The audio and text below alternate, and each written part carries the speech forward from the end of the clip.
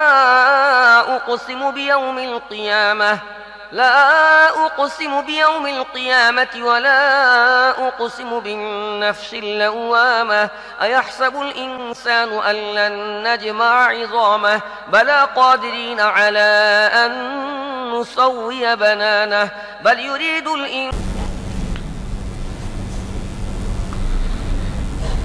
إن الحمد لله نحمده ونستعينه ونستغفره ونؤمن به ونتوكل عليه ونعوذ بالله من شرور أنفسنا ومن سيئات أعمالنا من يهده الله فلا مضل له ومن يضلل فلا هادي له وأشهد أن لا إله إلا الله وحده لا شريك له وأشهد أن محمدًا عبده ورسوله أما بعد فإن خير الحديث كتاب الله وخير الهدي هدي محمد صلى الله عليه وسلم وشر الأمور محدثاتها وكل محدثة بدعة وكل بدعة ضلالة وكل ضلالة في النار فقد قال الله تعالى في كلامه المجيد والفرقان الحميد أعوذ بالله من الشيطان الرجيم يا أيها الذين آمنوا كتب عليكم الصيام كما كتب على الذين من قبلكم لعلكم تتقون وقال تعالى في موضع آخر شهر رمضان الذي أنزل فيه القرآن هدى للناس وبينات من الهدى والفرقان عن ابن عباس رضي الله عنه قال كان النبي صلى الله عليه وسلم أجود الناس بالخير وأجود ما يكون في شهر رمضان لأن جبريل يلقاه في كل ليلة في شهر رمضان حتى ينسلخ يعرج عليه رسول الله صلى الله عليه وسلم القرآن وإذا لقيه كان أجود بالخير من الريح المرسلة رواه البخاري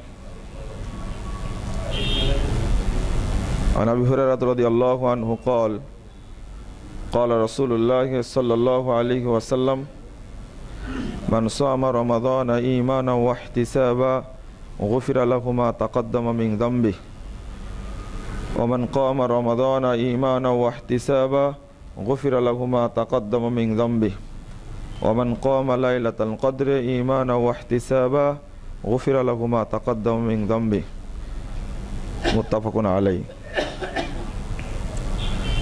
যাবতীয় হামদ ও সানা মহান রব্বুল আলামিনের জন্য এবং যাবতীয় দরুদ ও তাসলিম বর্ষিত হোক শেষ নবী আহমদ মুস্তাফা মুহাম্মদ মুস্তাফা সাল্লাল্লাহু আলাইহি ওয়াসাল্লামের প্রতি।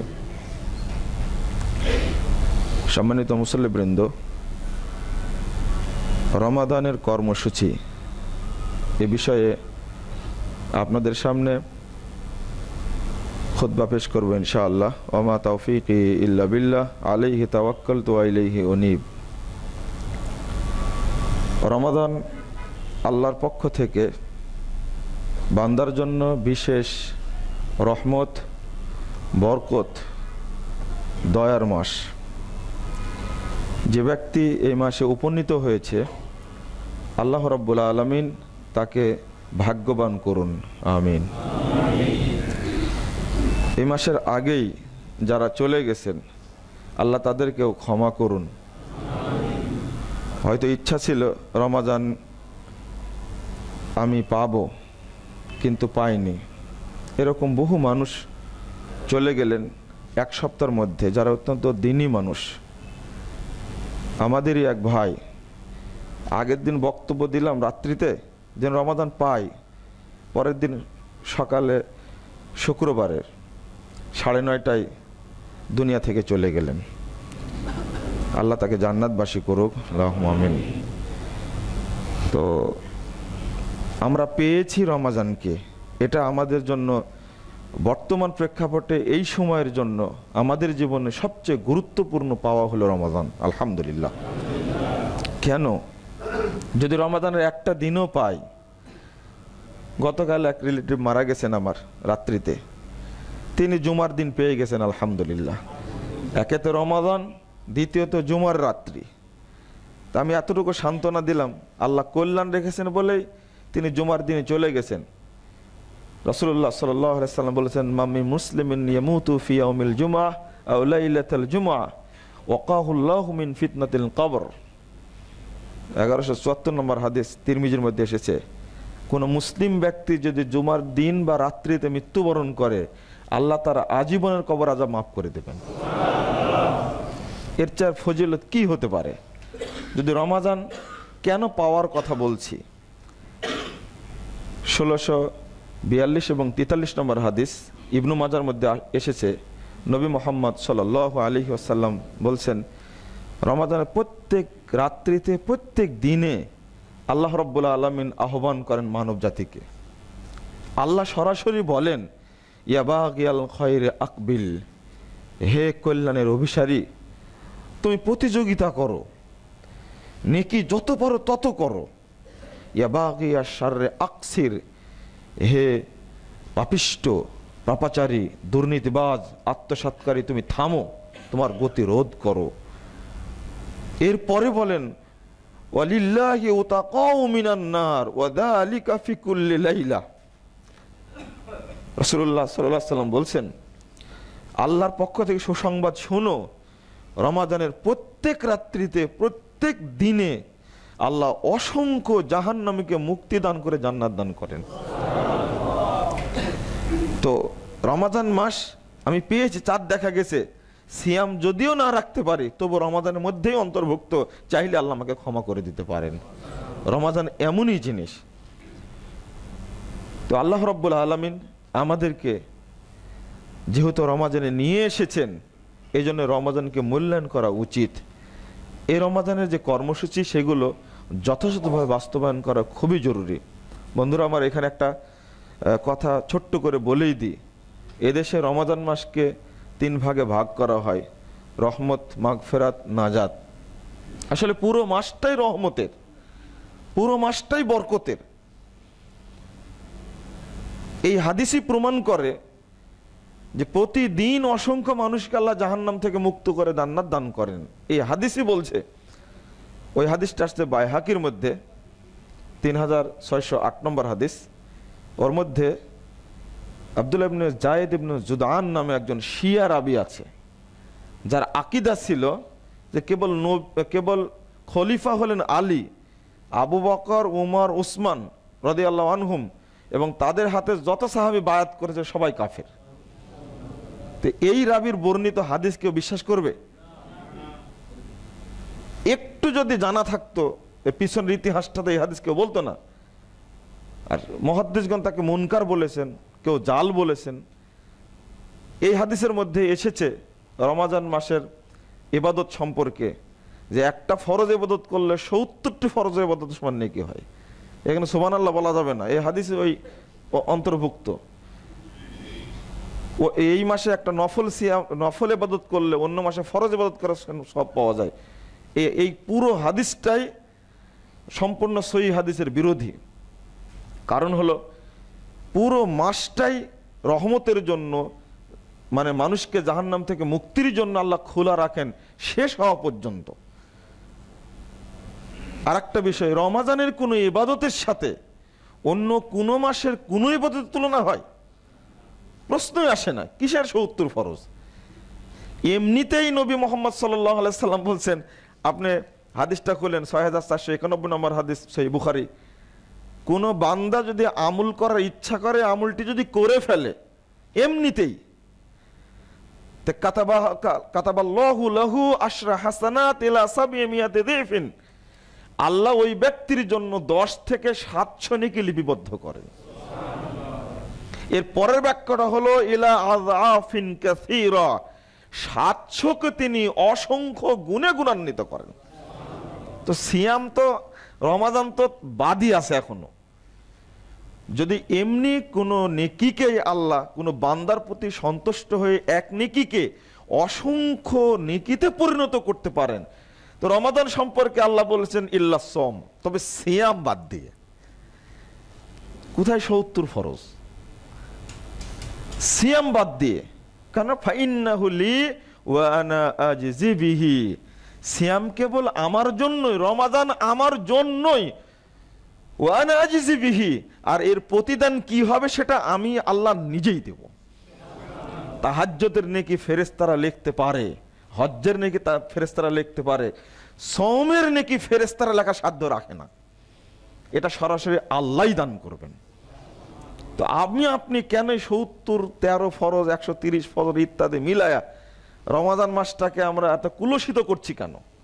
আপনি হিসাব করেন, রমাদানের চেয়ে, রমাদানের ইবাদতের চেয়ে আর কোনো ইবাদতের তুলনা, এক রাত্রির ইবাদত সম্পর্কে আল্লাহ রাব্বুল আলামিন বলেছেন খায়রুম মিন আলফি শাহর, 1000 মাসের চেয়ে উত্তম একটা রাত্রি মাত্র। এবার চিন্তা করেন তাহলে রমাদান কি জিনিস। আর একটা যদি বলি, মুহাম্মদুর রাসূলুল্লাহ সাল্লাল্লাহু আলাইহি ওয়াসাল্লাম বলছেন মান সামা ইয়াওমান ফি সাবিলিল্লাহ বা'দাল্লাহু ওয়াজহাহু আনিন নার 70 খরিফা। একটা সিয়াম, তাও নফল সিয়াম, সহিহ বুখারীর হাদিস 2840 নম্বর হাদিস। কেউ যদি একটা সিয়াম রাখে আল্লাহকে সন্তুষ্ট করার জন্য, তা আল্লাহ তার মাঝে এবং জাহান্নামের মাঝে এতটাই দূরত্ব রাখবেন, তাকে জাহান্নাম থেকে এত দূরে রাখবেন যে একটা বিমান বা দ্রুতগামী ঘোড়া 70 বছর অতিক্রম করার পরে যেখানে থামবে, ওই ব্যক্তিকে আল্লাহ জাহান্নাম থেকে তত দূরে রাখবেন। এই হাদিসে আরেকটা জিনিস ফুটে উঠে যে জাহান্নামের প্রভাব অনেক দূর পর্যন্ত যাবে। 1624 নম্বর হাদিস তিরমিজির মধ্যে এসেছে মান সামা ইয়াওমান, কেউ যদি একটা সিয়াম পালন করে, জাআলাল্লাহু বাইনাহু ওয়া বাইনান নারি খান্দাকা কামা বাইনাস সামাই ওয়াল আরদ। একটা সিয়াম যদি কেউ পালন করে, মাত্র একটা, তাও নফল সিয়াম, তো আল্লাহর রাসূল সাল্লাল্লাহু আলাইহি ওয়াসাল্লাম বলছেন আল্লাহ তার মাঝে এবং জাহান্নামের মাঝে একটা খাল খুঁড়বেন, গর্ত খুঁড়বেন, যে গর্তের দূরত্ব হবে আসমান থেকে জমিনের দূরত্বের সমান। আল্লাহ সায়েমকে জাহান্নামে দিতে চান না। এটা নফল সিয়াম।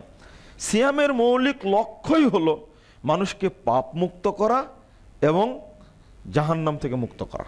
পাপ মুক্ত করা এবং জাহান্নাম থেকে মুক্ত করা মূল লক্ষ্য।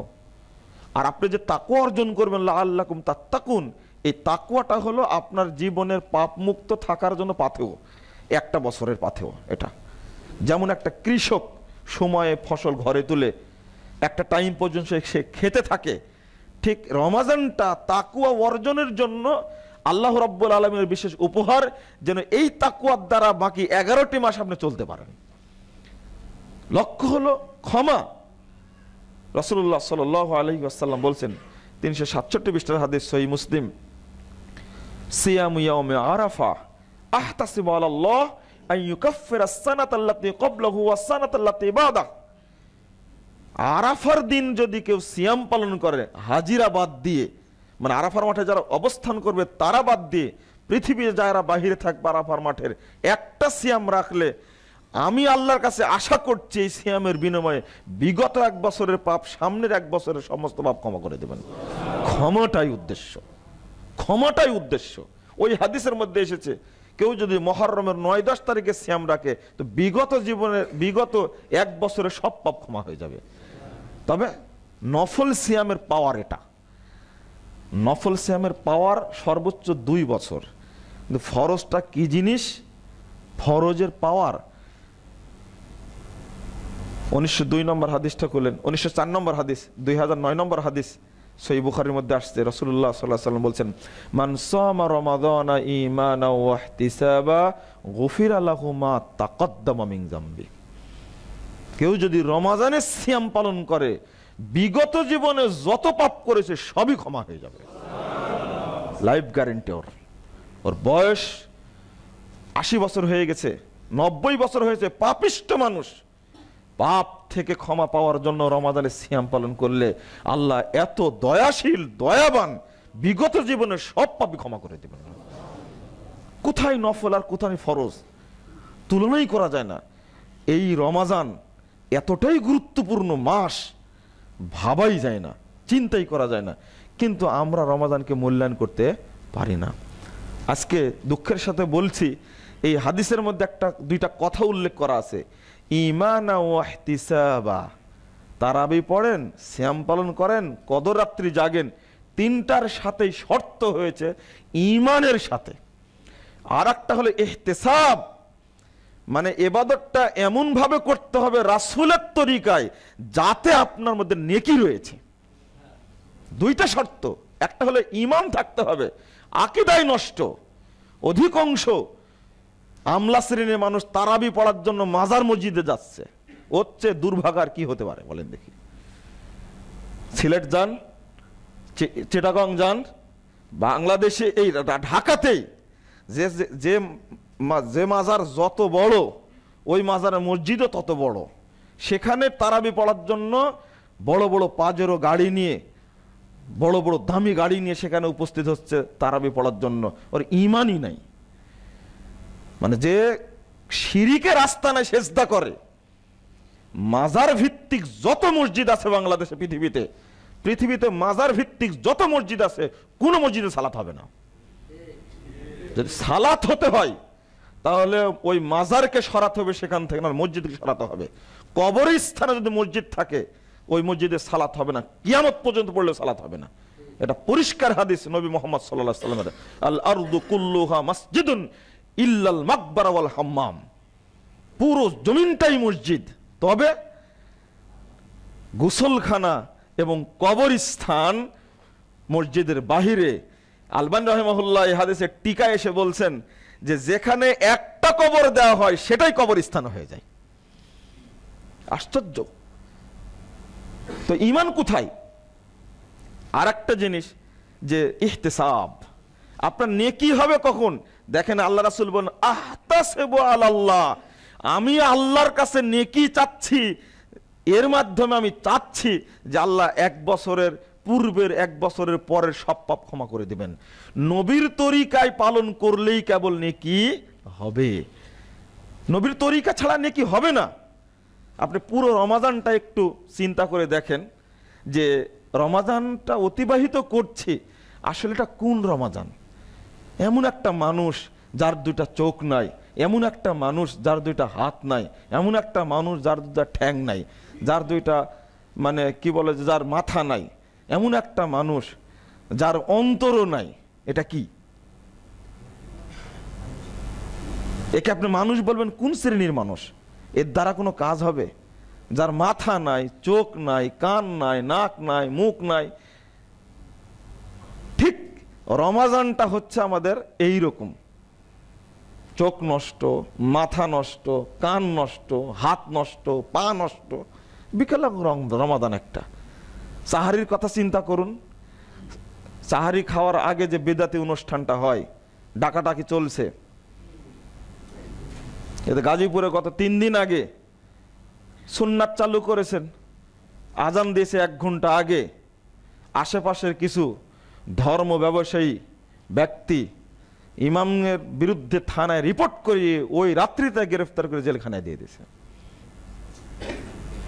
আর মাশাআল্লাহ বাংলাদেশে একটা বেদাতি সেন্টার আছে, তারা মনে করে যে আমরা এখান থেকে ইসলাম প্রচার করে ইসলামিক সেন্টার নাম দিয়েছে। না, এটা শিরিক বেদাতি সেন্টার। এটা বসুন্ধরা আছেন আবাসিক এলাকা, এর মালিক কর্তৃপক্ষ তারা কি একবারে জ্ঞানহীন, বুদ্ধিহীন? গোটা ঢাকার বুকে সব মসজিদে একজন সুন্নাতপন্থী সালাফি আহলে হাদিস মানুষ জোরে আমিন বলে বুকে হাত বেঁধে সালাত আদায় করতে পারে, আর বসুন্ধরায় বুকে পারে না। এই কর্তৃপক্ষকে অনুমতি কে দিল? এগুলোকে চাষ করছে কি শিরিক বেদাত চাষ করার জন্য তারা ঠাকুর বসে রাখছে না ওই জায়গায়? এটা বাংলাদেশ নয়, কারণ প্রত্যেক বাবার সম্পত্তি এটা মসজিদ। গান বাজনা চলে বিভিন্ন জায়গায়, নগ্নতা চলছে, বেহায়াপনা চলছে, সেখানে গিয়ে দুইটা কথা বলা যায় না। একজন নবীর প্রেমিক কোরআন এবং সহিহ হাদিসের ভিত্তিতে মসজিদে সালাত আদায় করলে তাকে পিটাতে হবে, বের করে দিতে হবে, এই সাহস কোথায় থেকে পেল? বাংলাদেশ সরকার এটা জানে না? এটা সম্ভব হয় কি করে? একটা সুন্নাতকে অবজ্ঞা করা মানে নবী মুহাম্মদ সাল্লাল্লাহু আলাইহি সাল্লামকে অপমান করা। মারটা কার উপরে দিয়েছে, গ্রেফতার কাকে করেছে? আর একবার নতুন করে চিন্তা করার দরকার ছিল যে কেন এসপি সাহেব কি ডিসি সাহেব কি একেবারে বোকা? ওসি সাহেব যে গ্রেফতার করলো তার একটু হিসাব নাই? একটু চিন্তা করলেন না তাকে গ্রেফতার করা যাবে কিনা? বিসিএস ক্যাডার হয়েছে কি খেয়ে? ঘুষ দিয়ে, হারাম পয়সা দিয়ে বিসিএস ক্যাডার হয়েছে, পরীক্ষায় পাশ করেছে, ওসি হয়েছে। আশ্চর্য কথাবার্তা। একটু তো সামান্যতম জ্ঞান থাকার দরকার ছিল। আজান দেওয়া হয়েছে রাইট টাইমে। বাংলাদেশ আবহাওয়া বিভাগ কর্তৃক প্রকাশিত টাইম অনুযায়ী ইফতারের আজান দেওয়া হয়েছে। বেদাতিরা গিয়ে, যারা আলখেল্লা পরা, মুখে বড় দাড়ি, মাথায় বিশাল পাগড়ি, তারা রিপোর্ট দিয়ে ইমাম সাহেবকে গ্রেফতার করো যে আজকে আমাদের সবার রোজা নষ্ট করে দিয়েছে। ব্যাকুব, রোজা নষ্ট কারা করে? এই আলখেল্লাওয়ালারাই রোজা নষ্ট করে। 5 মিনিট যোগ করে, মানে বেশি করে ইফতারের টাইমের সাথে সূর্যাস্তের টাইমের সাথে 5 মিনিট বৃদ্ধি করে আজান দেওয়া হয়, মানে গোটা বাংলাদেশের মানুষের সিয়ামকে নষ্ট করা হয়। উল্টা কার উপরে কোনটা চাপাই দিয়েছে দেখেন। একটু তো বোধ বুদ্ধি থাকার দরকার। প্রত্যেক পত্রিকায় সূর্যাস্তের টাইমটা দেওয়া থাকে, কেন দেখতে পারে না? এসপি সাহেব দেখতে পারেন না? এটা ডিসি সাহেব দেখতে পারেন না? একেবারেই অন্ধ। বলতে পারেন না হুজুরকে, এই আলখাল্লাওয়ালা এদিকে আসেন শুনেন, এখানে তো লেখা আছে সূর্যাস্তের টাইম। নবী মুহাম্মদ সাল্লাল্লাহু আলাইহি সাল্লাম বলেছেন, সহিহ বুখারীর হাদিস 1954 নম্বর হাদিস খুলুন, প্রথম খণ্ডের 262 পৃষ্ঠা খুলুন। আল্লাহ রাসূল বলেছেন, আকবারাল লাইলু মিনহা হুনা ওয়া আদবারান নাহারু মিনহা হুনা। এই দিক থেকে রাতের আগমন ঘটে আর এই দিক থেকে দিন বিদায় নাই। ওয়াইদা গরাবাতিশ শামস ফাকাদ আফতারাস সাইম। যখনই সূর্য ডুববে তখনই সায়েম ইফতার করবে। হাদিসটা কানে যায় না?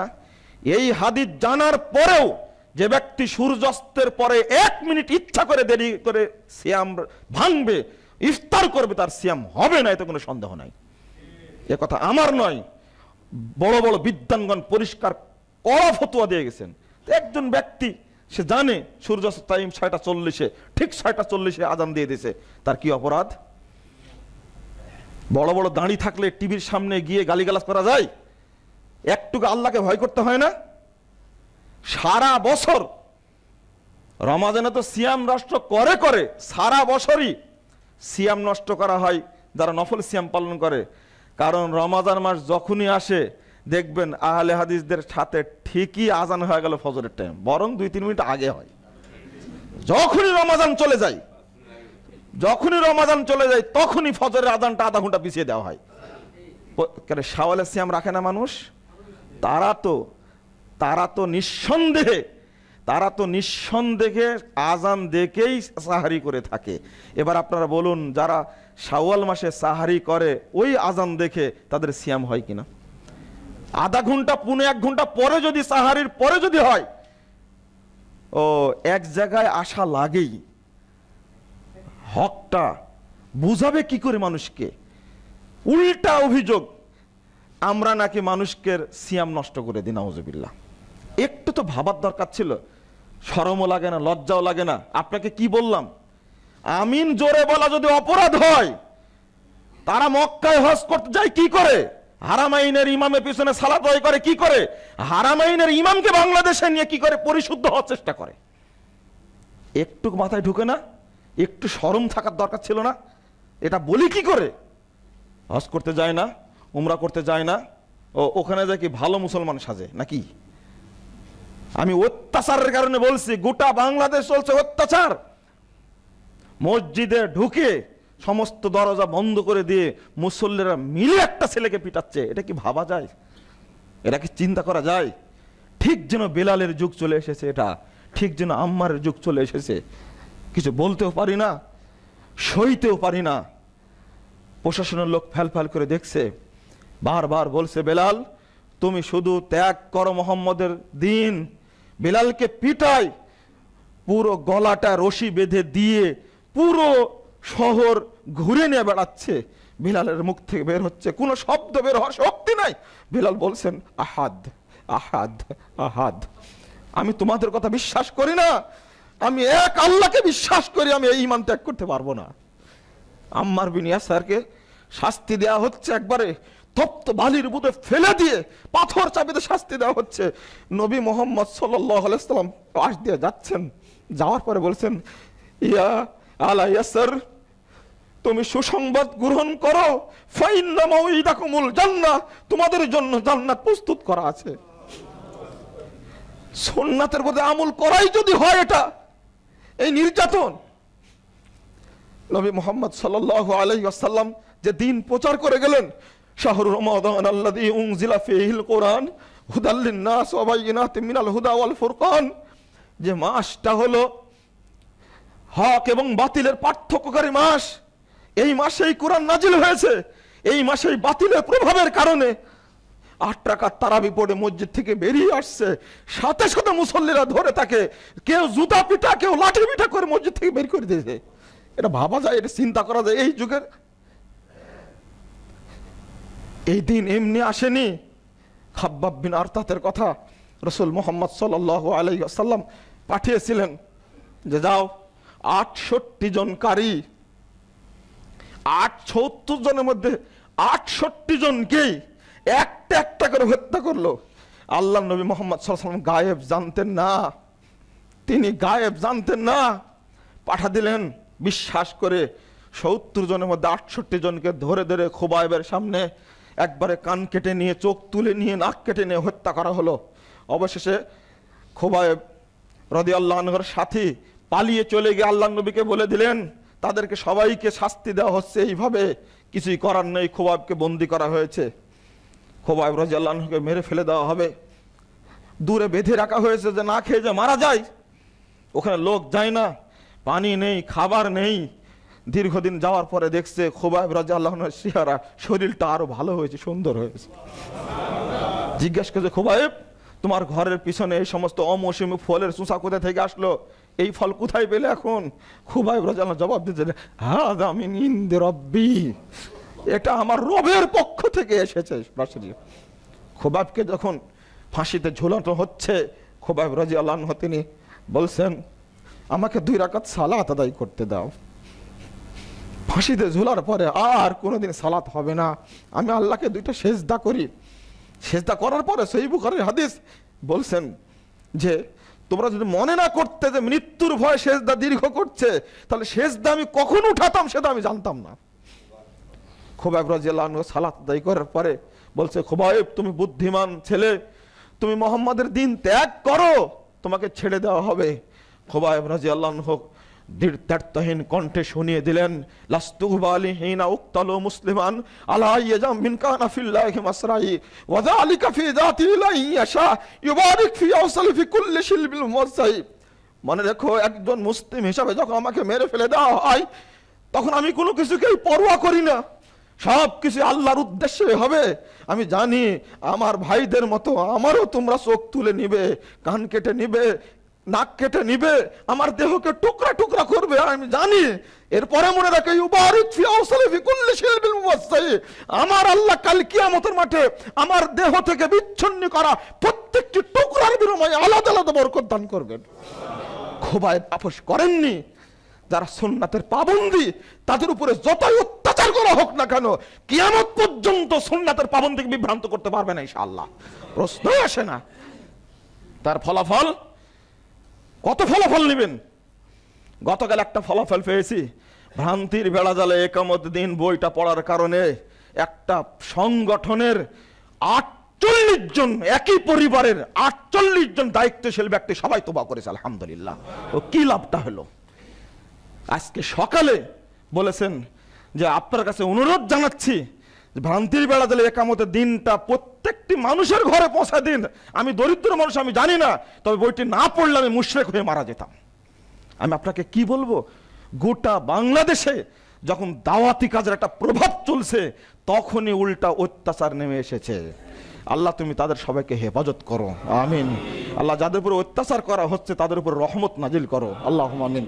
বন্ধুরা আমার, বিশ্বব্যাপী ষড়যন্ত্র চলছে, তারই ষড়যন্ত্র অংশ একটা বাংলাদেশে যারা কোরআন এবং সহিহ হাদিস প্রচার করছে, যারা মানছে, মসজিদে মসজিদে যারা চালু করছে, সুন্নাত মরা সুন্নাত চালু করছে, তাদের উপর অত্যাচারটা বেশি হচ্ছে।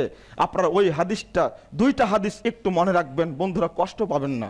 কষ্ট পাওয়ার কারণ হলো এটা, ব্যক্তি কাঁদতে কাঁদতে শেষে আমার কাছে বলছেন, বই লিখেছেন আপনি, আমি পড়ে প্রচার করেছি, মায়ের খাচ্ছে আমি, আপনি কোথায় থাকেন, আপনাকে ফোনে পাওয়া যায় না। আমি বলি আমি ক্ষমা চাই আপনার কাছে, অনেক সময় ফোন রিসিভ করতে পারি না। বই বিতরণের কারণে আমাকে যেভাবে শাস্তিটা দেয়া হলো, আমি বললাম যে সান্ত্বনা নিন।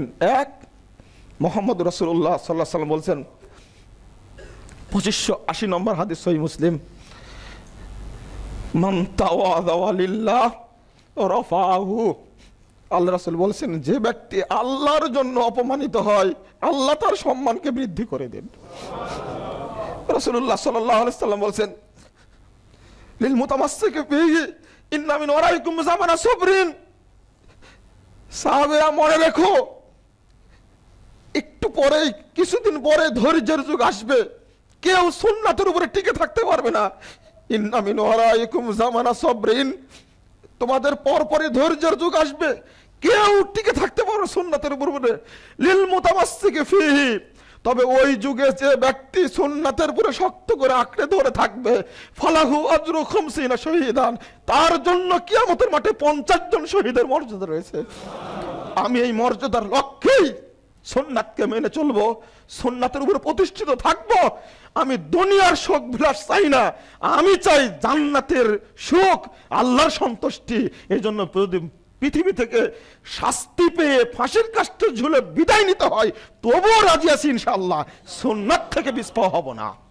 এক শ্রেণীর তাজা মানুষের খুব জরুরি দরকার, যারা কোরআন এবং সুন্নাহর প্রচার করবে। বন্ধুরা আমার কষ্ট এতটুকুই যে অনেকেই অভিযোগ, অনেকেই কথা বলতে চান যে বই লিখে বসেছেন, কিন্তু আমাদের উপর অত্যাচার চলছে, আমাদের কে দেখবে? শরীয়তপুরে জেলখানায় ঢুকাই দিয়েছে মসজিদ বন্ধ করে।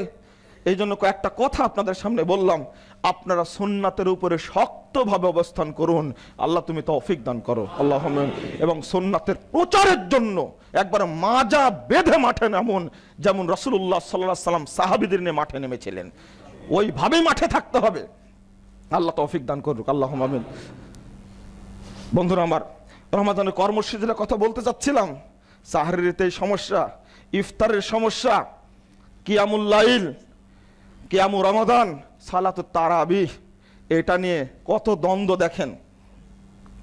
দ্বন্দ্ব করতে করতে জাল এবং জয়ীফ হাদিস প্রতিষ্ঠা করার জন্য হাদিসের ইবারত পর্যন্ত পরিবর্তন করলো।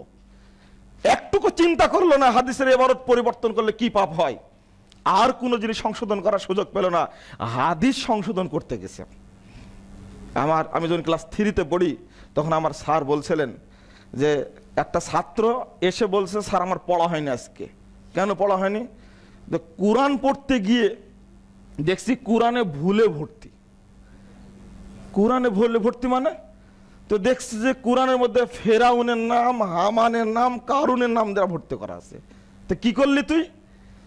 ফেরাউনের নামের কাছে আপনার নাম বসাইছি, আর কারুনের নামের কাছে আমার নাম বসাইছি, আর হামানের নামের কাছে বসাইছি প্রিন্সিপালের নাম। যার কারণে গোটা রাত্রি দাম পড়তে পারেনি, কোরআন সংশোধন করতে সময় চলে গেছে। কি বুঝলেন আপনারা? শিক্ষক বলছে তুই বলিস কি, আমার নাম বসাইছি ফেরাউনের নামের কাছে। হাদিসে ছিল ইশরিনা লাইলাতান, 20 রাত্রি, হাদিস জয়ীফ, এমনিতে জয়ীফ হাদিস। কি সুন্দর করে, কোনো কাজ পায়নি। তা এখন হাদিস সংশোধন করার জন্য, কোরআন সংশোধন করার জন্য তারা মাঠে নেমে গেছে। এখন ওখানে লাগাইছে কি ইশরিনা রাকাতান, 20 রাকাত করেছে। কেন এত মাজাই বল কেন?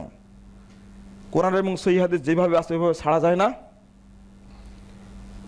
সহিহ বুখারীর থেকে অধ্যায় তুলে দেওয়া হলো কেন? ব্যাখ্যা দেওয়া হচ্ছে তারাবি এবং তাহাজ্জুদ আলাদা সালাহ।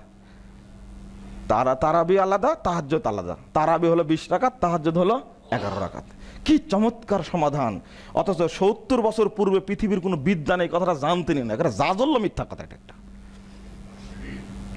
একটা পরিষ্কার মিথ্যা কথা।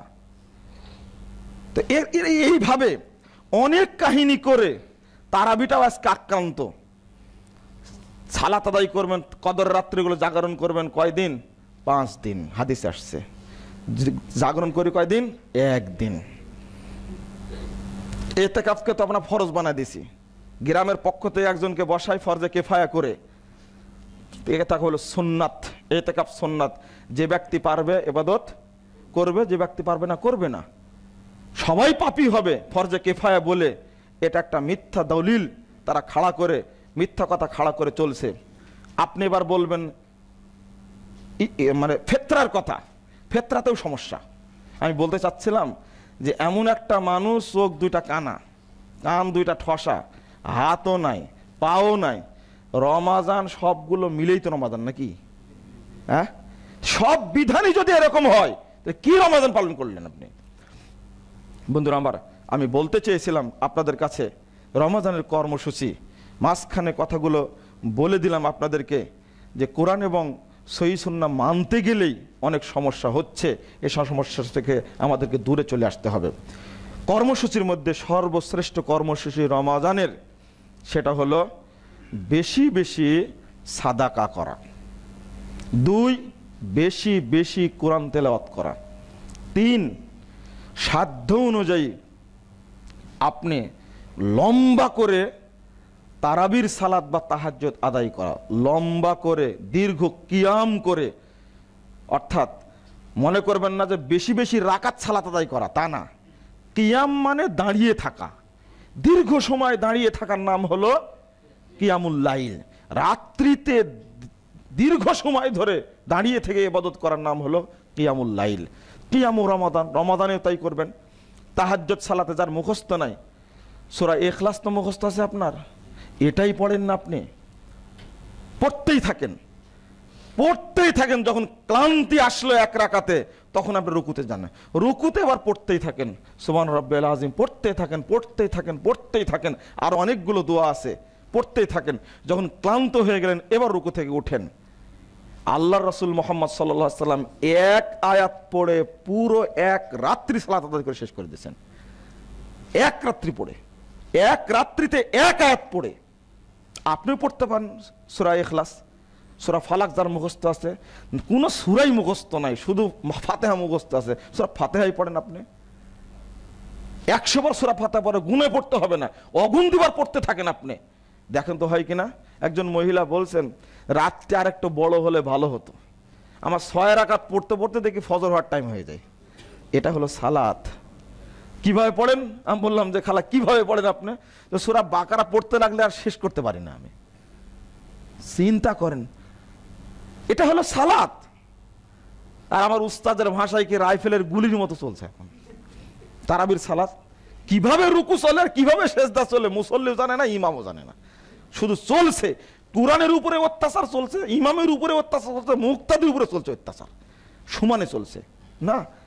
সালাতটা এইভাবে হয় না। কয়টা বললাম? 3। 4 নম্বর, বেশি বেশি মানুষকে ইফতার করান। ওই মাথায় যেন ভূত না ঢুকে যায় আমি রোজা রাখছি আর অন্য কার ইফতার করলে তাকে নেকিটা দিয়ে দেব। এই ভুল ধারণা এখনো সমাজে আছে। আপনি তার ইফতার করলে আপনার নেকি ঠিকই থাকলো, কিন্তু তিনি ইফতার করানোর কারণে সমপরিমাণ নেকি আল্লাহ তাকে দান করবেন, এটা হাদিসে আসছে। আপনি তাই করেন।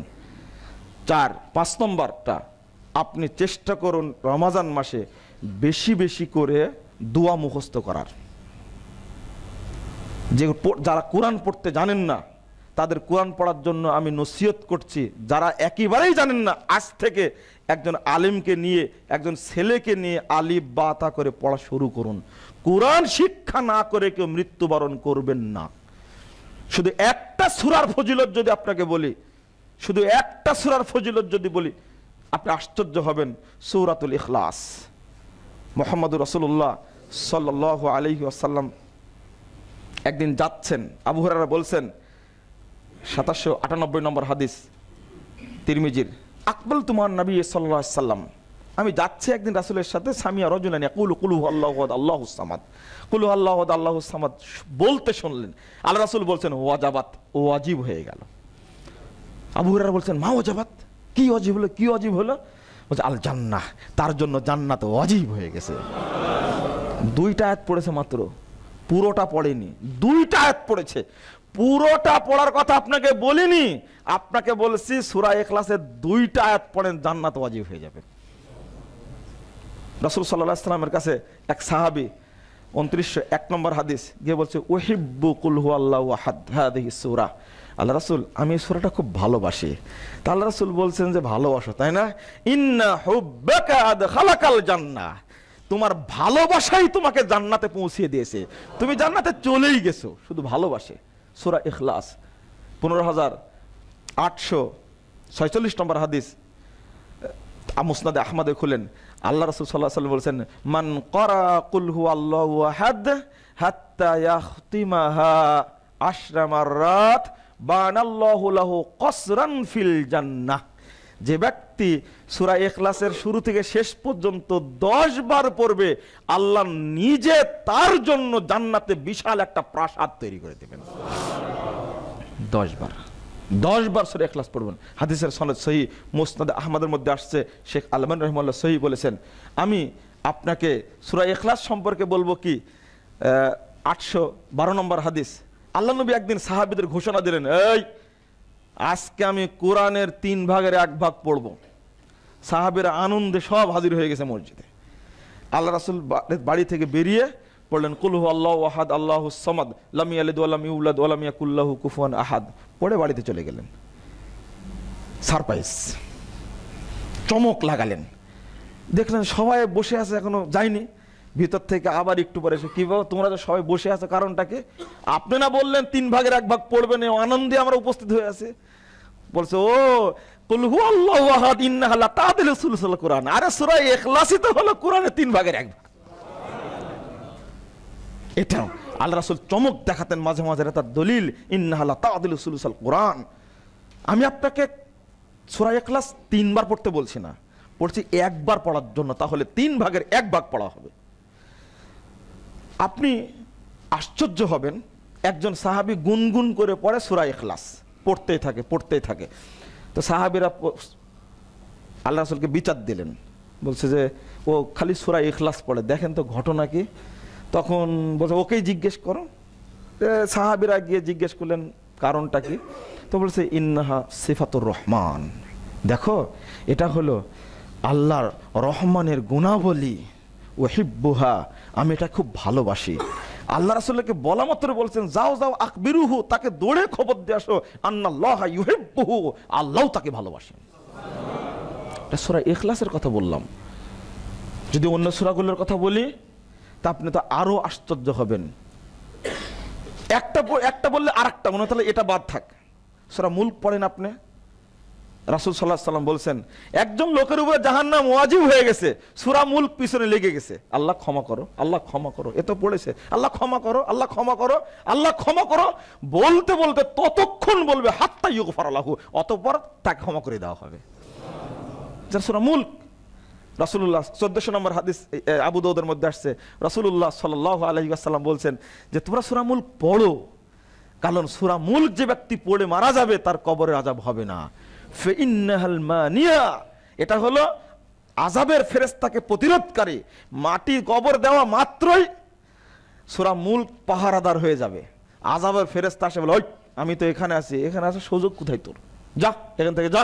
সূরাতুল মানিয়া, প্রতিরোধকারী, কিয়ামত পর্যন্ত এর কবরে কোনো আযাবের ফেরেশতা ঢুকতে পারবে না।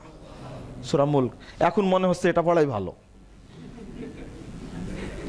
আবার যদি বলি যে আয়াতুল কুরসির কথা, তখন মনে সব বাদ, আয়াতুল কুরসি পড়লেই সব মুক্তি পাওয়া যাবে। আবার যদি বলি সূরা বাকারার শেষ 2 আয়াতের কথা, তখন মনে হবে কাফাতাহু, এই দুনিয়ার জন্য যথেষ্ট ও কিয়ামতের জন্য যথেষ্ট যে ব্যক্তি সূরা বাকারার শেষ 2 আয়াত পাঠ করে। আল্লাহু আকবার। আল্লাহ রাসূল বলছেন দেখো সূরা বাকারা আল ইমরান পড়ো তোমরা, কাল কিয়ামতের মাঠে জাহান্নাম ওয়াজিব হয়ে গেলে এরা তোমার সামনে আসবে, তো হাত জানে মেঘের মতো পাহাড় আকৃতি ধারণ করে তারা চলে আসবে। আসার পরে দাঁড়িয়ে যাবে, বলবে তো হাত জানে, বলবে আল্লাহ তুমি তাকে জান্নাত দাও। আল্লাহ বলবেন যে না, ওর উপরে জাহান্নাম ওয়াজিব হয়ে গেছে, জান্নাত পাবে না, ও জান্নাত দেওয়াই লাগবে। তো হাত জানেন, ঝগড়া করবে। অবশেষে আল্লাহ রাব্বুল আলামিন তাকে জান্নাত দান করবেন। এবার মনে হচ্ছে সূরা বাকারায় তাহলে পড়তে হবে, ঝগড়া যেহেতু করবে আল্লাহর সাথে।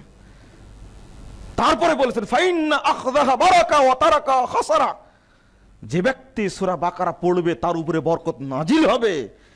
এরপরে আল্লাহ নবী মুহাম্মদ সাল্লাল্লাহু আলাইহি ওয়াসাল্লাম বলছেন যে পড়বে না সে নিরাশ হবে।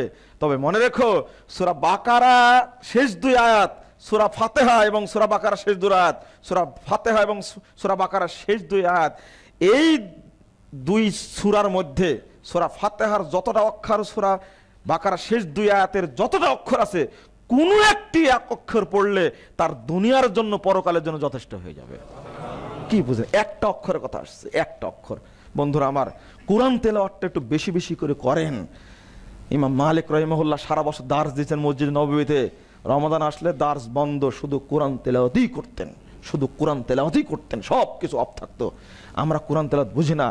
রাসূলুল্লাহ সাল্লাল্লাহু আলাইহি ওয়াসাল্লাম সম্পর্কে ইবনে আব্বাস বলছেন কানা আজওয়াদান নাস, প্রথম কর্মসূচি বলেছে দানের কথা। সহিহ বুখারীর 1902 নম্বর হাদিস, কানা নবী সাল্লাল্লাহু আলাইহি ওয়াসাল্লাম আজওয়াদান নাস, মানুষ নামে যারা আছে পৃথিবীতে আদম থেকে নিয়ে কিয়ামত পর্যন্ত, তাদের মধ্যে সবচেয়ে দানশীল মানুষ ছিলেন মুহাম্মদ সাল্লাল্লাহু আলাইহি ওয়াসাল্লাম। তার চেয়ে বড় দানশীল আর পৃথিবী থেকে হতে পারবে না। ওয়া আজওয়াদু মা ইয়াকুনু ফি শাহরি রমাদান, আর তিনি বেশি দান করতেন যখন রমাজান মাস আসতো। তারপরে বলছে লিয়ান্না জিবরিল ইয়ালকাহু ফি কুল্লি লাইলাতিন ফি শাহরি রমাদান, রমাজানের প্রত্যেক রাত্রিতে জিবরিল আসতেন হাত্তা ইয়ানসালিখা, শেষ হওয়া পর্যন্ত। ওই সময় দান বেশি করতেন। ইয়ারজু আলাইহিল কোরআন, রাসূলুল্লাহ সাল্লাল্লাহু আলাইহি ওয়াসাল্লাম, আল্লাহ রাসূল তাকে কোরআন শোনাতেন আর জিবরিল আমিনও তাকে কোরআন শোনাতেন। দাওর করতেন কোরআন উভয়ে। শেষ বছরে এসে দুইবার দাওর করেছেন রাসূলুল্লাহ সাল্লাল্লাহু আলাইহি ওয়াসাল্লাম। এরপরে বলেছে ফাইদা লাকিয়াহু কানা আজওয়াদা বিখাইরি মিনার রিহিল মুরসালা, জিবরিল আমিন আসলেই আল্লাহ রাসূল দান করতে সবই শেষ করে দিতেন। কাল বৈশাখী ঝড় কি শেষ করে? কাল বৈশাখী ঝড় আসছে, কিছু না মুরা আসলো না, সিডর আসে, সব তো শেষ করে দেয়। তা আল্লাহ রাসূল এই সম্পর্কে ইবনে আব্বাস বলছেন মিনার রিহিল মুরসালা, আরে কাল বৈশাখী ঝড় কি দেখেছো তোমরা? তার চেয়েও তার ঘরে যা থাকতো তাই দান করে দিচ্ছেন। আল্লাহু আকবার। তো রাসূলের তো কিছু ছিল না, কি দান করতেন তাহলে? বন্ধুরা আমার আপনার বুঝতে ভুল হয়েছে। আমরা তো যাকাত গুনার জন্য হিসাব করছি, আপনি সাদাকা দান করছেন, ওই হিসাবটা কখন করলেন? দান করার জন্য কেউ ব্যস্ত না, যাকাত আদায় করার জন্য ব্যস্ত। এটা তো আপনি দিতে বাধ্য। রমাজান মাসে হিসাব করাটা উত্তম, জানুয়ারি টু জানুয়ারির চেয়ে রমাজান টু রমাজান যাকাত দেওয়ার জন্য হিসাব করাটা উত্তম। কারণ 33 বছরের মাথায় গিয়ে আপনার একটা বছর শর্ট পড়ে যাবে, কারণ প্রতি বছরে 11টা করে দিন কি হয়, কমে যায়। তো দেখা যাবে যে আপনার রমাজান টু রমাজান যাকাত দেওয়াটাই ভালো, এটাই শরীয়ত সম্মত। তাই আপনি যাকাত দিচ্ছেন হিসাব করে। তো এইটা নিয়ে পাড়াপাড়ি কেন? পাড়াপাড়ি হবে আপনার সাদাকা নিয়ে, সাধারণ দান নিয়ে, যেটা নিজের পক্ষ থেকে দিচ্ছেন ওইটা বেশি বেশি করে দান করেন। তা করছেন না কেন? আল্লাহর নবী মুহাম্মদ সাল্লাল্লাহু আলাইহি ওয়াসাল্লাম কেন করতেন? দান এমন একটা জিনিস, সিয়াম এমন একটা পাওয়ারফুল, সিয়াম তো পালন করছেনই। আমি আগে খুতবা দিয়ে শুনেছেন সবচেয়ে পাপ মোচনের দুইটা পাওয়ারফুল জিনিস হলো, একটা হলো নফল সাদাকা আর একটা কি নফল সিয়াম। সবচেয়ে বড় পাওয়ারফুল দুইটা জিনিস। তো সিয়াম তো পালন করছেন সবচেয়ে গুরুত্বপূর্ণ, এবং সাদাকা সাথে সাথে সাদাকাও করছেন। আল্লাহ রাসূল সব সময় চাইতেন যে সোমবার বৃহস্পতিবার তিনি সিয়াম রাখতেন। কারণ জিজ্ঞেস করলেন, 747 নম্বর হাদিস তিরমিজি, রাসূলুল্লাহ সাল্লাল্লাহু আলাইহি ওয়াসাল্লাম বলছেন যে দেখো এই দুই দিন আমুল পেশ করা হয় আল্লাহর কাছে, তো আমি এমন অবস্থায় থাকি যেন আমার আমুল পেশ করা হয় যখন আমি সাইম অবস্থায় থাকবো, যেন আল্লাহ তাড়াতাড়ি কবুল করে থাকেন। মানে আপনি যে কোনো আমুল করতে চাইবেন, গুরুত্বপূর্ণ কোনো কাজ, তখন চেষ্টা করবেন সিয়াম রেখে এই জিনিসটা আল্লাহর কাছে চাওয়া। শুধু ইফতারের পূর্বে দোয়া কবুল হয় এ কথা ঠিক না। সুবে সাদেক থেকে নিয়ে সূর্যাস্ত পর্যন্ত পুরো সময়টাই হলো সায়েমের জন্য দোয়া কবুলের সময়। আল্লাহু আকবার। শুধু ইফতারের পূর্বে দোয়া কবুল হয় হাদিসটা জয়ীফ, ঠিক নয় এটা। আপনি চেষ্টা করুন মানে রমাজান অবস্থায় ইবাদতের জন্য কবুল হয়। কিন্তু আমি এবং আপনি এখন তো বুঝবো না সাদাকা কি জিনিস। জাকাত দিয়ে তো শেষ করে দিলেন, ভালো কথা, দেন, জাকাত দিতেই হবে, আপনি বাধ্য, কিন্তু দানও করেন, বখিলি করছেন কেন? আল্লাহ রাব্বুল আলামিন বলেছেন ওয়া আনফিকু মিম্মা রাযাকনাকুম মিন ক্বাবলি আন ইয়াতিয়া আহাদাকুমুল মাউত। প্রথম কর্মসূচি নবী মুহাম্মদ সাল্লাল্লাহু আলাইহি ওয়াসাল্লাম বেশি বেশি দান করতেন। আমরা বেশি বেশি কৃপণতা করি, উল্টাটা হয়ে গেছে, উল্টাটা হয়ে গেছে। সাদাকা করছেন আপনি, দান করছেন না। ওই জন্য কথাটা বলছি, মনে পড়বে যখন মালাকুল মাউত ধরবে, সে উপস্থিত হয়ে যখন ধরবে, আপনি তো বের হতে চাইবেন না, আত্মা তো বের হতে চাইবে না। আল্লাহ রাসূল বলেছেন পুরো শিরা উপসারা ও দৌড়াদৌড়ি করে বাঁচার চেষ্টা করবে। অবশেষে যখন জাপটে ধরবে, তখন টান দিবে, তখন বলবে রব্বি লাউলা আখারতানি ইলা আজালিন করিব। আল্লাহ একটু সময় দাও, আল্লাহ একটু সময় দাও, একটু সময় দেয়। টান দিলেই তো বুঝতে পারবেন, তার আগে তো বোঝা যাবে না। আল্লাহ রাসূল বলছেন একটা বস্তার উপরে নিড়ানি রেখে যেভাবে টান দিলে যা হয়, ঠিক যখন মালাকুল মাউত আত্মাটা ধরে টান যখন দেয়, তখন তার শরীরের শিরা উপসরা সব মানে ছিঁড়ে টুকরো টুকরো হলে সব বেরিয়ে চলে আসে। তখনই আমরা বলি চোখ বড় বড় করে, মাথা বাড়াই, আর আমরা বলি একটু শরবত দাও, শরবত দাও, পানি দাও। পানি খাওয়ার টাইম আছে ওর, পানির স্মরণ আছে ওর? আপনারা মাপ চান আল্লাহর কাছে, আল্লাহর কাছে আমরা মাপ চাই, আল্লাহ মৃত্যুর সময় আযাব তুমি দূর করে দিও। কি আযাব! আল্লাহ রাসূল সম্পর্কে বলছেন মা আয়েশা রাদিয়াল্লাহু আনহা, আল্লাহ রাসূল পানির উপরে হাত দিচ্ছেন আর বাড়াচ্ছেন এইভাবে মৃত্যুর কষ্টে। বলছেন যে কষ্টটা হয়েছে রাসূলের, মনে হলো যে উম্মতের সমস্ত কষ্ট তিনি নিয়ে চলে গেছেন। কি কষ্ট! মৃত্যুর কষ্টে পানিতে হাত রেখে তিনি হাত থাপাচ্ছেন, পানিতে সহ্য করতে পারছেন না। আল্লাহ রাসূল আল্লাহ রাব্বুল আলামিন বলছেন ও এখন বলছো রব্বি লাউলা আখারতানি ইলা আজালিন করিব ফাসাদদাকা, একটু সময় দাও আল্লাহ, একটু সময় দাও, আমি সাদাকা করব। ও হজ করতে চায় না, ও সালাত পড়তে চায় না, সিয়াম পালন করতে চায় না, সাদকা করতে চাই কেন? সাদকা হলো পাওয়ারফুল, 1 নম্বর কথা। 2 নম্বর হলো সাদাকা যত শর্ট টাইমে করা যায়, অন্য কোনো ইবাদত শর্ট টাইমে করা যায় না। আব্বু ওই জমিটু মসজিদকে দিয়ে দিও, এই যে কথাটাকে বলতে কতটুকু সময় লাগলো? 1 থেকে 1.5 সেকেন্ড, আমরা হিসাব করে দেখেছি। কিন্তু হজ করতে চাইলে 5 দিন সময় লাগে, বাংলাদেশ থেকে মক্কায় যাওয়া লাগবে। সিয়াম পালন করতে চাইলে শুভে সাদেক থেকে সূর্যাস্ত পর্যন্ত টাইম লাগবে। সালাত পড়তে চাইলেও অজু করে 2 রাকাত সালাত পড়তে 2টা রুকু 4টা সিজদা লাগে, তারপরে তাশাহুদ পড়ে সালাত শেষ হয়। এই সময়টুকু ও পাবে না। এটা হলো এই জন্য সাদাকা করতে চাই। আর একটা কারণ হলো সাদাকা দিলে মৃত্যুর সময় ব্যক্তির কোনো আযাব হবে না। কি কেমন হবে তখন? পরিবেশটা কেমন হবে? আল্লাহ রাসূল মুহাম্মদ সাল্লাল্লাহু আলাইহি সাল্লাম বলছেন যখন মালাকুল মাউত আসবে তখন বলবে, যদি সৎ বান্দা হয়, ইয়া আইয়াতুহান নাফসুল মুতমাইন্নাহ, আল্লাহর পক্ষ থেকে ঘোষিত হবে, হে প্রশান্ত আত্মা, ইরজিই ইলা রাব্বিকি রাদিয়াতাম মারদিয়া, হে প্রশান্ত আত্মা তুমি ফিরে যাও তোমার রবের দিকে, তুমিও আল্লাহর প্রতি সন্তুষ্ট, আল্লাহও তোমার প্রতি সন্তুষ্ট। ফাদখুলি ফি ইবাদি ওয়াদখুলি জান্নাতি, তুমি আমার বান্দাদের অন্তর্ভুক্ত হয়ে যাও, তুমি আমার জান্নাতে প্রবেশ করো। আল্লাহ রাব্বুল আলামিনের পক্ষ থেকে যে ঘোষণা চলে আসে, মুমূর্ষ ব্যক্তি যদি শুনে নেয়, এই ব্যক্তির কি কবরের আযাব হবে? এই ব্যক্তির মৃত্যুর কষ্ট হবে? আল্লাহ রাসূল বলছেন এই কথা বলা মাত্রই আত্মাটা ওইভাবে বেরিয়ে আসবে, যেমন গ্লাসের নিচে অল্প একটু পানি থাকতে তলায় পানি থাকলে এইভাবে কাত করলে যেভাবে বেরিয়ে যায়, ঠিক আত্মাটা মালাকুল মউতের হাতে ওইভাবে চলে আসবে। আল্লাহু আকবার! আল্লাহ নিজে সুসংবাদ দিচ্ছেন। কারণ 1419 নম্বর হাদিসটা খুলেন, আল্লাহ রাসূল বলছেন শোনো শোনো, সাদকা তো করবে, আচ্ছা কাল করবো, পরশুদিন করবো, আগামী বছর করবো, থাক। ওয়ালা তুমহিল হাত্তা ইযা বালাগাতিল হুলকুম, দেরি করো না, ইতিমধ্যে কণ্ঠনালীতে চলে আসবে আত্মা, ওই সময় পর্যন্ত দেরি করো না। তখন যতই বলো না কেন 1 সেকেন্ড তোমার জন্য বাড়িয়ে দেওয়া হবে না। অতএব এই হাদিস প্রমাণ করে মৃত্যুর সময়ের সাদকা আল্লাহর কাছে দ্রুত কবুল, মানে যে আযাব মৃত্যুর, এই মৃত্যুর আযাবটাকে আল্লাহ দূর করে দেন, মৃত্যুর কষ্টটাকে দূর করে দেন। কবর, আল্লাহ রাসূল বলছেন ইন্না সাদাকাত লা তুতফিগু আন আহলিহা হাররাল কুবুর, 788 নম্বর হাদিস তাবরানী কাবীরের মধ্যে আসছে, কবরে দাউ দাউ করে আগুন জ্বলে, জাহান্নামের আগুন দাউ দাউ করে জ্বলে, সাদাকা দেওয়া মাত্রই ধপ করে আগুন নেমে যাবে একবারে। আশ্চর্য!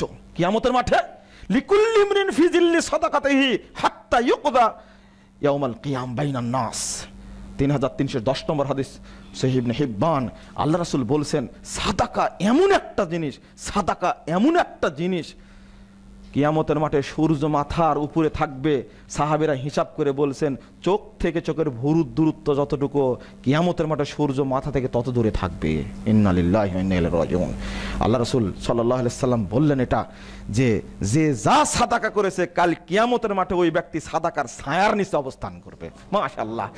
সাদাকা দেওয়া থাকলে কি সুযোগ!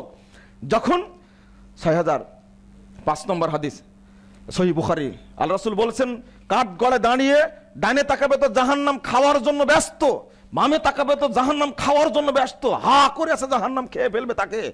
সামনে তাকাবে তো মহান রব্বুল আলামিন বিচার হচ্ছে। এখন আল্লাহ নবী তাড়াহুড়া করে বলছেন যে ওয়াত্তাকুন নারা ওয়ালাউ বিশিক্কি তামার। একদিন সাহাবীরা এই যে জাহান্নামের ভয়াবহ অবস্থা, বাঁচার জন্য হলেও তোমরা এক টুকরা খেজুর হলেও আল্লাহকে সাদাকা দান করো।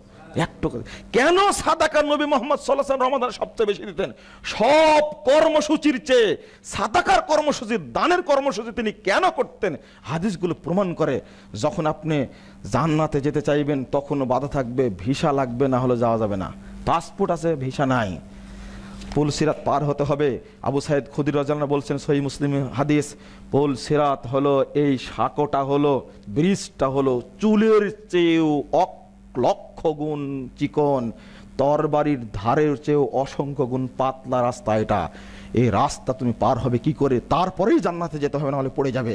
আল্লাহ রাসূল সাল্লাল্লাহু আলাইহি ওয়াসাল্লাম বলছেন as-সাদাকাতু বুরহান, দান করা আছে, ভিসা আছে, যাওয়া মাত্রই সালাত আছে নূর, নূরের পলকে ভিসা পেয়ে এক পলকে সে পুল সিরাত পার হয়ে জান্নাতে চলে যাবে। আল্লাহু আকবার! আপনারা চেষ্টা করুন বেশি বেশি করে সাদাকা করা। পাপ করেছেন অনেক, কে বলেছে আপনি পাপ করেছেন পাপ ক্ষমা হবে না? আপনি কতটা দলিল নেবেন? অনেক ব্যক্তি বলছে, আমি একজনকে বলছে, আমি নিজেই, যে আপনি সালাত পড়েন, বলছেন আমি সালাত পড়লে আল্লাহ মাফ করবে না। মাফ করবে না মানে আপনি কত পাপ করেছেন? যা পাপ করেছে মাফ কোনোদিন হবে না, নামাজও আমি পড়বো না, আমাকে আপনি নসিহত করেন না। আমি বললাম যে শুনে নিয়ে আল্লাহর রাসূল সাল্লাল্লাহু আলাইহি ওয়াসাল্লাম তো মানে পথ দেখে দিয়েছেন। 614 নম্বর হাদিস একসঙ্গে দুইটাই আসছে, as-সিয়ামু জুন্নাতু মিনান নার ওয়াস সাদাকাতু তুতফিউ যুনুবা কামা ইয়াতফুল মাউন নার। সিয়াম হলো জান্নাতের কি জাহান্নামের ঢাল, সিয়াম মানুষকে জাহান্নামে যেতে দিবে না এক, আর সাদাকা পাপকে অনুরূপ নষ্ট করে। যেমন পাপকে সাদাকা অনুরূপ নষ্ট করে, যেমন পানি আগুনকে নষ্ট করে দেয়। পানির কাছে আগুন দুর্বল, যতই আগুনের তেজ হোক না কেন, পাপের তেজ যতই হোক না কেন, সাদাকার কাছে ও দুর্বল অবশ্যই। আল্লাহর নবী বলেছেন অবশ্যই ক্ষমা হবেই। 3321 নম্বর হাদিস সহিহ বুখারী, একটা পাপী মহিলা পতিতালয়ে দেহ ব্যবসায়ী, এই মহিলা একটা কুকুরকে পানি খাওয়ানোর কারণে আল্লাহ নবী বললেন ওই মহিলা নাযাত খুফাহা ওয়া সাকাত খিমারাহা ওয়ালকাত, পানি তুলে দিল মুজাই করে, কুকুরটাকে পানি খাওয়াই দিল। এই প্রাণীর প্রতি দয়া করার কারণে আল্লাহ রাসূল বলেছেন পতিতালার মহিলার সব পাপ ক্ষমা করে দিয়েছেন। সহিহ বুখারীর হাদিস। ও আপনি মনে করছেন না আমার পরে আল্লাহ খুব রেগে আছে, এই রাগ সমাধান হবে না। 1368 নম্বর হাদিস বাইহাকির শুআবুল ঈমান, এই হাদিসটা শুধু একটাই সূত্র সহি পাওয়া গেছে, বাকি সব সূত্র জয়ীফ। আল্লাহ রাসূল বলছেন সাদাকাতু সিররে তুতফিউ গাদাবার রাব্বে, যতই রাগ করে থাক না কেন গোপনে সাদাকা করা মাত্রই আল্লাহর সমস্ত রাগ দূর হয়ে যাবে। আল্লাহু আকবার! সাদাকার মতো পাওয়ারফুল কিছু নেই বন্ধুরা আমার। রমজান মাসে আপনারা বেশি বেশি সাদাকা করার চেষ্টা করুন। তবে আমি আবেদন জানাবো, আগেও বলেছি, খবরদার বেদাতির আস্তানায় কোনো 1 টাকা দিবেন না। কিয়ামতের মাঠে কেউ বাদী না হলে আমি মুজাফফর বাদী হবে ইনশাআল্লাহ। ও কেন দিল বেদাতের ফ্যাক্টরিতে টাকা, শিরিকের ফ্যাক্টরিতে টাকা কেন দিল? আজকে লক্ষ লক্ষ কোটি কোটি বই প্রিন্ট হচ্ছে, শুধু জাল জয়ীফ মিথ্যা বানোয়াট কাহিনী দ্বারা গোটা দেশটাকে ভর্তি করা হচ্ছে। আর আমরা যতটুকু করি খুবই সামান্য, যৎসামান্য। বাংলাদেশ 16 কোটি মানুষের কাছে বই পাঠানো সম্ভব হয় না। বেদাতিরা বই প্রিন্ট করছে শিরিক বেদাত দ্বারা, আর আপনি সেই শিরিকের আস্তানায় দান করছেন। মাদ্রাসা ছাত্র তৈরি করছে, বুখারীর খতমে বুখারী নামে অনুষ্ঠান করছে। যত আলেম নামের লোক বের হচ্ছে মাদ্রাসা থেকে, সবগুলো হাদিসকে কাটার জন্য, সুন্নাতকে জবাই করার জন্য একটা প্রস্তুত করা হচ্ছে তাদেরকে। নাউজুবিল্লাহ। আপনি সেই সমস্ত জায়গায় সাদাকা করবেন আর বেঁচে যাবেন। আর আমরা অল্প মানুষ, সালাফিরা খুব কম, গোটা পৃথিবীতে সালাফিরা খুব কম। আপনি সালাফিদের প্রতিষ্ঠান মাদ্রাসায় দান করবেন। এই যে মোহাম্মদপুর মসজিদে এত মুসল্লি বেশি, ওই যে রোদে দেখেন ছাতা নিয়ে বসে আছে মুসল্লিরা। এই মসজিদটা বড় করতে পারেন না? খুব ভালো করেই তো পারা যায়, কেন হয় না? এটা এমনটাও করা যেতে পারে, একটা জায়গা দেখে এখান থেকে একটু সরিয়ে নিয়ে বড় জায়গা করা যেতে পারে। একজন ব্যক্তি প্রস্তাব দিচ্ছেন, এটা অন্তত 50,000 মুসল্লির জন্য সালাত পড়তে পারে এইরকম জায়গা মোহাম্মদপুর মুসল্লির জন্য দরকার। আমি বলেছি আল্লাহ আপনার দোয়াটাই কবুল করে নিক, আল্লাহুম্মা আমিন। হতে পারে গাড়ি পার্কিং ব্যবস্থা থাকবে, মানুষ যাওয়ার ব্যবস্থা থাকবে। কারণ মোহাম্মদপুর মসজিদে যত জেলা থেকে মানুষ খুতবা শুনতে আসে, ঢাকার আর কোন মসজিদে এত জায়গা থেকে আসে না। আলহামদুলিল্লাহ, বলেন আলহামদুলিল্লাহ। আল্লাহ রাব্বুল আলামিন আমাদের এই খেদমতটাকে কবুল করুন, আল্লাহুম্মা আমিন। আপনি এখানে দান করেন। একটা মডেল মাদ্রাসা আছে, আশ্চর্য, এখানে মোহাম্মদী মডেল মাদ্রাসা, মানে ছায়া নাই, রোদ্রে তাপে টিনের নিচে ক্লাস করে। আপনাদের একটু চোখে পড়ে না? আমাকে আজকে বললেন সেখানে টিচার, একটু বলে দিবেন আমরা একটা 6 তলা বিল্ডিং করব। গোটা দেশ থেকে, গোটা বিশ্ব থেকে ফোন দেয় যে ঢাকায় আপনি একটা প্রতিষ্ঠান করেন না? উস্তাদের একটা প্রতিষ্ঠান আছে রূপগঞ্জে, তাও এখান থেকে অনেক দূরে, এখানে অনেক মানুষ দিতে চায়, তা আপনারা এই প্রতিষ্ঠানটাই করেন মোহাম্মদ মডেল মাদ্রাসা। একজনের দানের টাকাই হতে পারে এটা। ঢাকার মানুষের টাকার অভাব আছে কেন? ছাত্ররা এখানে পড়বে, দিন শিক্ষা করবে, সেই শিক্ষা করতে গিয়ে রোদের তাপের কারণে পড়তে পারে না, অভিভাবকরা ছাত্র ভর্তি করে না এখানে। অথচ যেটা শিক্ষা এখানে দেওয়া হয়, সে শিক্ষাটা হলো বিশুদ্ধ শিক্ষা দেওয়া হয়, আমরা এখানে দিতে পারি না। 5 জন টিচার, 7 জন টিচার, 7 জন দায়িত্ব নেন, সারা বছর 7 জন টিচার আমি টাকা দেবো। আপনি ভালো টিচার নেন, আমি টাকা দেবো। একজন ব্যক্তি দায়িত্ব নিতে পারেন না? এটা বছরে, 1 বছর কটা, যদি মানে 20,000 টাকা করে বেতন হয় একজন টিচারের, তাহলে 20-12 কত হয় যেন? হ্যাঁ, 2,40,000। একজন ব্যক্তি রমাদানে সাদাকার টাকাও দিতে পারবেন না, দানের টাকা, জাকাতের টাকা দিতে পারবেন না? আচ্ছা ঠিক আছে, 2,40,000 লাগবে, আমি তো 10 লাখ টাকা জাকাত বের করি, এই মডেল মাদ্রাসার জন্য এটা করব, এটা করেন। কিন্তু বেদাতি মাদ্রাসায় দিবেন কেন? সেখান থেকে কোরআন এবং সুন্নাহকে কাশি কাটা হয়, মানুষ শিক্ষা দেয় ওইভাবে, মারপিট করা হচ্ছে চারিদিকে।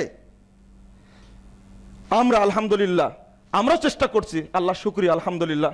আমরা দার্সের মাধ্যমে, যে আমরা ওই যে একদিন কষ্ট করে বললাম 3 লাখ টাকা আপনি মাজার মসজিদে দিলেন, অথচ টাকাটা যদি যেখানে বুখারীর দার্স দিই, আমরা যেখানে দার্স দিই সে তারা ওখানেই খায়, ওখানেই ঘুমায়, রোম নাই, আল জামিয়া সালাফিয়া। আমি বললাম যে বাবা তোমরাই দোয়া করো আল্লাহর কাছে, বুখারীর দার্স দেওয়া, মুসলিমের দার্স দেওয়া কত যে মূল্যবান একটা ব্যাপার। কল আল্লাহ কল রাসূলুল্লাহ কথাটা কতবার উচ্চারিত হয়, আমরা বলি তোমরাই দোয়া করো। 650 ছেলে এক জায়গায় মসজিদে সালাত আদায় করে, 650 ছেলে, উপরে টিন, এই তীব্র রাজশাহীর গরমে এখানে থাকা কি সম্ভব? মসজিদ নাই কেন? সেখানেও দান করা যায়। আর যদি দান করার জায়গা না পান, আমাদের কাছ থেকে পরামর্শ নেবেন কোথায় দেওয়া যায়। আপনি যেখানে সেখানে দান করবেন কারণ এটা আমাদের আক্ষেপ, এটা আমাদের কষ্ট। শেষে আপনাদের যে আবেদনটা করব, শিরিক বিদআতের প্রাদুর্ভাবে গোটা বাংলাদেশ আজকে নিমজ্জিত, এই ক্ষেত্রে আপনাকে দায়ী হিসাবে আত্মপ্রকাশ করতে হবে, এটা আমি বিশেষ করে আপনাদের আবেদন করছি। এই ক্ষেত্রে নবী মুহাম্মদ সাল্লাল্লাহু আলাইহি ওয়াসাল্লামের দিনটা মানুষকে না বুঝালে, না বুঝ দিলে কিভাবে মানুষ হকটা বুঝবে? কি করে মানুষের কাছে দাওয়াত পৌঁছাতে হবে? দাওয়াত পৌঁছাতে হবে শিরিক বিদআতকে ধ্বংস করার জন্য। ইনশাআল্লাহ বাংলাদেশের বুকে একদিন এমনটা হবে, শিরিক বিদআতের শিকড় উপড়ে গিয়ে নির্ভেজাল তাওহীদের শিকড় পতিত হবে ইনশাআল্লাহ। মূর্তি পূজা থাকবে না, কবর পূজা থাকবে না, মাজার পূজা থাকবে না, থাকবে না খানকা পূজা ইনশাআল্লাহ। এই দেশ একদিন তাওহীদের দেশে পরিণত হবেই, হবে ইনশাআল্লাহ, হবে ইনশাআল্লাহ, হবে ইনশাআল্লাহ। মোহাম্মদ বিন আব্দুল ওয়াহাবের ইতিহাস রয়েছে, সৌদি আরবের বুকে পর্যন্ত চারিদিকে মাজার পূজায় ভর্তি হয়ে গেছিল। একজন ব্যক্তি যদিও 7 বছর জেল খেটেছেন, কিন্তু শাসক পরে ডেকে নিয়ে বলছে, ঘটনা কি বলো তো, তুমি কি চাচ্ছ? আমি চাচ্ছি তাওহীদ প্রতিষ্ঠিত হলে আরব ভূখণ্ডের দায়িত্ব আপনি গ্রহণ করবেন আপনারা, আমি এটাই চাচ্ছি। তিনি জেলখানাটা মুক্ত করে দিলেন। আল উসুলুস সালাসা কিতাবুত তাওহীদ চটি একটা বইয়ের মাধ্যমে গোটা আরব বিশ্বকে তিনি সংশোধন করে দিলেন। উপমহাদেশে সে ঢেউ লাগলো। তিতুমির সাইদ আহমদ শহীদ, সাইদ ইসমাইল শহীদ, তার ঢেউয়ের কারণে উপমহাদেশ থেকে শিরিক বিদআতকে নির্মূল করলেন। আমরাও আশাধারী ইনশাআল্লাহ উপমহাদেশ থেকে শিরিক এবং বিদআতকে ধ্বংস করা যাবে ইনশাআল্লাহ, এতে কোনো সন্দেহ নাই। তবে খুব জরুরি দরকার আপনাদের প্রত্যেককে দায়ী সাজা। যেখানে যে ডাক্তার থাকলেও, মাস্টার থাকলেও, সচিব থাকলেও, যারা বুঝেন তারা সেখান থেকে বসে দাওয়াতি কাজ করুন। আমি সর্বশেষ আপনাদের কাছে বিনামূল্যে একটা যে উপহার দিয়েছি, এক নজরে আকীদা এবং তাওহীদ, আমি আপনাদের কাছে অন্য কোনো আবেদন করব না, শুধু একটাই আবেদন করব, এই বইটা অন্তত 10-12 লক্ষ কপি ছাপানোর দরকার গোটা দেশে বিতরণ করার জন্য। আল্লাহ তুমি আমাদের এই আবেদন কবুল করো, আল্লাহুম্মা আমিন। আর মানুষের উপরে যে অত্যাচার হচ্ছে, আল্লাহ যেন এই অত্যাচারটাকে বন্ধ করে দেন, আল্লাহুম্মা আমিন। আল্লাহ তুমি আমাদের দেশকে নির্ভেজাল তাওহীদের দেশ হিসাবে কবুল করে নাও। আল্লাহ মানুষের হৃদয়ে যে শিরিক এবং বিদআত রয়েছে, আল্লাহ তুমি সেই শিরিক বিদআত থেকে দূরে রাখো, আল্লাহুম্মা আমিন। রমাদান মাস সময় একটু বেশি নিয়ে নিয়েছি, আমাকে ক্ষমা করবেন। আমি আপনাদের সাথে এই অবস্থার জন্য রমাদান মাসের উপলক্ষে আমি কুনুতে নাজেলা পাঠ করব, আমার সাথে আপনারা আমিন আমিন বলবেন। আল্লাহ যেন আমাদের দেশটাকে রহমতে ভর্তি করে দেন, আল্লাহুম্মা আমিন।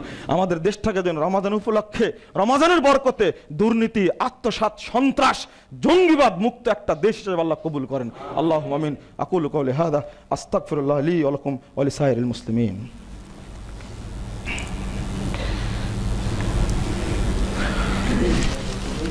আলহামদুলিল্লাহি ওয়াহদাহু ওয়াসসালাতু ওয়াসসালামু আলা মান লা নাবিয়্যা বা'দাহু।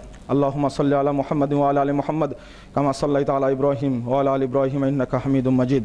আল্লাহুম্মা বারিক আলা মুহাম্মাদিন ওয়া আলা আলি মুহাম্মাদ কামা বারাকতা আলা ইব্রাহিম ওয়া আলা আলি ইব্রাহিম ইন্নাকা হামিদুম মাজিদ। রব্বানা আতিনা ফিদ দুনিয়া হাসানাহ ওয়া ফিল আখিরাতি হাসানাতাও ওয়া কিনা আযাবান নার। রব্বানা ফাগফির লানা যুনুবানা ওয়া কাফফির আন্না সাইয়্যাতিনা ওয়া তাওয়াফফানা মা'আল আবরার। বন্ধুরা, আমার একটা কথা বলতে ভুলে গেছি, অসহায় দরিদ্র যারা, তাদেরকে বেশি বেশি সহযোগিতা করবেন, যেটা সাদাকার মধ্যে চলে এসেছে। এই আলামিন মসজিদে অনেক খাদেম থাকে, আপনারা তাদের ব্যাপারে খেয়াল রাখেন না। মক্কা মদিনায় যারা চাকরি করে, এই মসজিদের ব্যাপারে আপনারা খেয়াল রাখেন না। আমরা দেখেছি আলহামদুলিল্লাহ তাদেরকে কত মানুষ সহযোগিতা করে, আমাদের এখানে সহযোগিতা করে। এই যে মুতাল্লি সাহেব আছেন, উনি একাই চালাবেন মসজিদ, একাই দায়িত্ব গ্রহণ করে, এমনটা না।